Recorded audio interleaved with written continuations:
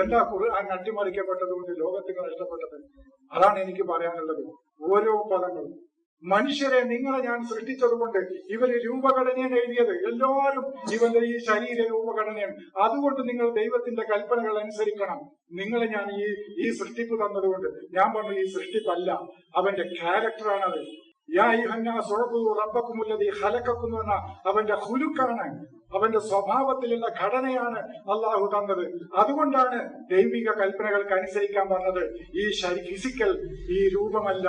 അങ്ങനെയാണെങ്കിൽ നമ്മളെക്കാൾ ശക്തിയുള്ള ആളുകൾ, ജീവജാലങ്ങൾ ഭൂമിയിൽ വേറെയുണ്ട്.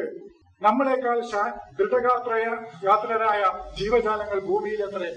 അവരല്ലേ അള്ളാഹ് ആരാധിക്കേണ്ടത്? അങ്ങനെയാണെങ്കിൽ ശരീരത്തിന്റെ പ്രത്യേകത കൊണ്ടാണെങ്കിൽ നമ്മളെക്കാൾ കാഴ്ച ശക്തിയുള്ള ജീവജാലങ്ങൾ എത്രയാ? പൂച്ചക്കനുണ്ട് നമ്മളെക്കാൾ ശക്തി. നമ്മളെക്കാൾ ഘ്രാണശക്തിയുള്ളത് എത്രയാണ്? നായിന്റെ നമ്മളെക്കാൾ ഘ്രാണശക്തി ഇല്ലേ? നമ്മളെക്കാൾ സൗന്ദര്യമുള്ള ജീവജാലങ്ങൾ ഭൂമിയിൽ എത്രയാണ്? അപ്പോ ശരീരഘടന തന്നു എന്നതുകൊണ്ടാണ് ദൈവത്തിന്റെ കൽപ്പനകൾക്ക് വഴിപ്പെട്ട് ജീവിക്കേണ്ടതെങ്കിൽ നമ്മളെക്കാൾ ദൈവകൽപ്പനക്ക് വഴിപ്പെട്ട് ജീവിക്കേണ്ടത് മറ്റ് ജീവജാലങ്ങളാവുമായിരുന്നു. അതാണ് പറയുന്നത്. നമ്മളെക്കാൾ ആയുസ്സുള്ള ജീവജാലങ്ങളിൽ ആമക്ക് 130-140 കൊല്ലാണ് ആമയുടെ ലൈഫ്. നമ്മളെക്കാൾ ആയുർദൈർഘ്യമുള്ള ജീവജാലങ്ങളുണ്ട്. അവരല്ലേ ദൈവത്തിന്റെ കൽപ്പനക്ക് അനുസരിക്കേണ്ടവർ? ഞാൻ ചോദിച്ചു, വലക്കൽ ഖലഖനൽ ഇൻസാന ഫീ അഹ്സനി തഖ്വീം സുമ്മ റദദ്നാഹു അസ്ഫല സാഫിലീൻ എന്ന് പറഞ്ഞത് ഈ ശരീരഘടനയാണെങ്കിൽ 2 കണ്ണ് തന്നിട്ട് പിന്നെ ഒരു കണ്ണ് അല്ലാഹു എടുത്തുകളയാ ചെയ്തിരിക്കുന്നത്. പിന്നീട് ഞാൻ അവനെ അധമനാക്കി എന്ന് പറഞ്ഞ സ്വഭാവത്തിലല്ലത്, രൂപഘടനയിലല്ലല്ലോ. അതാണ് ഞാൻ ചോദിച്ചത്. 2 കാല് തന്നു ജന്മന, പിന്നെ ഓനെ സുമറതിനാഹു അസ്ഫല, പിന്നെ ഞാൻ അവനെ നൊണ്ടിയാക്കി. അല്ല, അവന്റെ ക്യാരക്ടറാണ്, അവന്റെ ചിന്ത, ബുദ്ധി, അവന്റെ സ്വഭാവം, ഇതാണ് അവന്റെ ഹുലുക്ക്. ഇത് മറ്റുള്ള ജീവജാലങ്ങളിൽ നിന്ന് ഉന്നതമായ ഒന്ന് ഞാൻ നിനക്ക് തന്നിട്ടുണ്ട്. അതുകൊണ്ട് നീ ദൈവിക കൽപ്പനകൾക്ക് വഴിപ്പെട്ട് ജീവിച്ചേ പറ്റൂ. അതിന് കാരണങ്ങളുണ്ട്. അത് ഞാൻ പിന്നെ വിശദീകരിക്കാം. എന്തുകൊണ്ടാണ് അതിന്റെ കാരണം എന്ന് അത് സവിസ്തരം വിശദീകരിക്കേണ്ട കാരണമാണ്. എന്തുകൊണ്ട് ദൈവത്തിന്റെ നിയമങ്ങൾക്ക് അനുസരിച്ച് കൂടാണ്? ചിലവർ പറയുന്നത് ദൈവത്തിനൊന്നും അങ്ങനെ അനുസരിക്കേണ്ട ആവശ്യമില്ല, ദൈവിക നിയമമൊന്നും വേണ്ട, നമുക്ക് വേണ്ടെങ്കിൽ വേണ്ടോളൂ. വണ്ടിയുടെ മുന്നിലേക്ക് ചാടിക്കോളി, വേറെ കുഴപ്പമൊന്നുമില്ല. ട്രെയിനിന്റെ മുന്നിലേക്ക് ചാടിക്കോളി, വിഷം കുടിച്ചോളി, അള്ളാഹ്ക്ക് ഒന്നുമില്ല എന്നാ പറയുന്നത് അള്ളാഹു. അതാണ് ലാ ഇക്റാഹ ഫിദ്ദീൻ.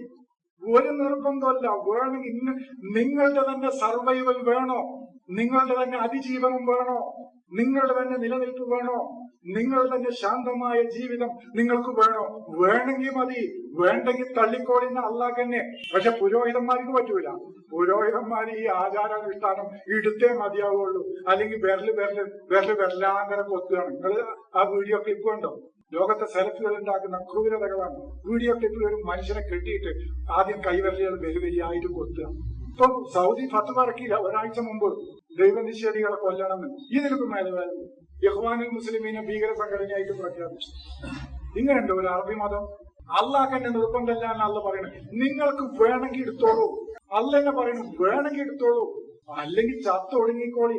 സംഘർഷങ്ങൾ കൊണ്ടും പട്ടിണി കൊണ്ടും ദാരിദ്ര്യം കൊണ്ടും ദുരിതങ്ങൾ കൊണ്ടും അസമാധാനം കൊണ്ടും അശാന്തി കൊണ്ടും നിറഞ്ഞ ഒരു ലോകഗതി ഉണ്ടാക്കിയിട്ട് അതിൽ നിങ്ങൾ മുങ്ങി ചത്തോളിയണോ? എനിക്കെന്താ? ഇതാണ് അള്ളാഹു പറഞ്ഞത്. ഇതുപോലെ നിങ്ങൾക്ക് പ്രവചിച്ചു തരാൻ സൂപ്പജ്ഞാനിയായ ഒരു ഹബീറായ ഒരു ജ്ഞാനിയായ ആള് വേറെ ആരാണുള്ളത് എന്ന് അള്ളാഹു ചോദിക്കുന്നു.